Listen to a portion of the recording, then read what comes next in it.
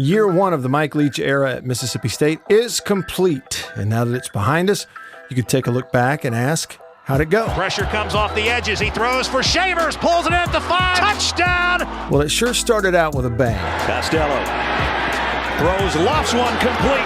On the run is Mitchell down the sideline. Touchdown, Bulldogs. I mean, seriously, 600 yards passing and a win over the defending champs. Coach, it's a great day for you, huh?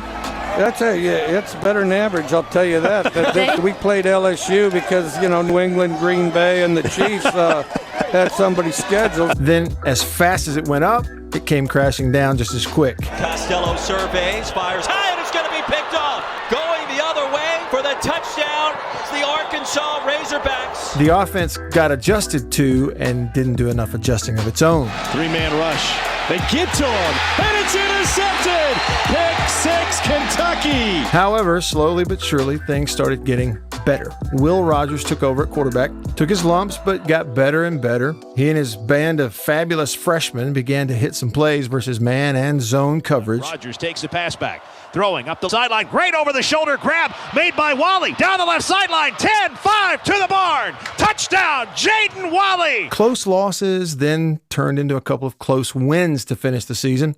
First against Missouri. Sends 5 after him. He throws back right of the end zone for Cumbus. Touchdown for Mule in the back right corner of the end zone. And against Tulsa in the bowl game. Rogers takes a shotgun snap. Throws back right of the end zone. Griffin's wide open, and he makes an over-the-shoulder grab for a Mississippi State touchdown. 4 wins, 3 against SEC teams in Leach's first season at State in a COVID-affected year with no spring or summer. So how does it stack up? Well, look at it this way. In his previous head coaching stops, Texas Tech and Washington State, he eventually got the offense going. He won games he shouldn't have, produced Heisman candidate-level quarterbacks, and had passing offenses that went to the top of the country. Those things happened at both schools under Leach. So, what if we look back to see how those programs performed in year one under Leach and compare that to Mississippi State this year? Year one at Texas Tech in 2000, Leach's team went 7-5 in the regular season with 3 wins in conference play. Cliff Kingsbury was his quarterback that year as a sophomore, and 4 of 5 starting skill players were upperclassmen. That year, the Red Raiders passed for a little over 3,500 yards in 12 games, an average of 296 passing yards a game. Breaks a tackle. Year one at Washington State in 2012, Leach's Cougars went 3-9 and won a single game in Pac-12 play.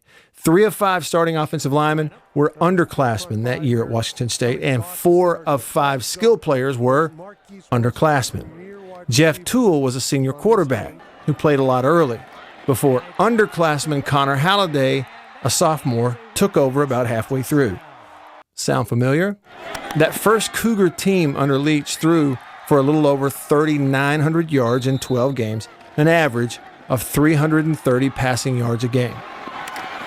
And in 2020, year one at Mississippi State, he started the year with a senior quarterback transfer before a true freshman took over about halfway through. Quarterback, both running backs, leading receiver were all true freshmen, without a spring or summer to get prepared for playing 10 SEC games. On the offensive line, there was experience at guard, but that was pretty much it. Between starting center Cole Smith, a transfer, and 4 players that competed and played at both tackle positions, there were a combined 15 snaps versus SEC competition prior to this season. Combined at 3 positions on the offensive line.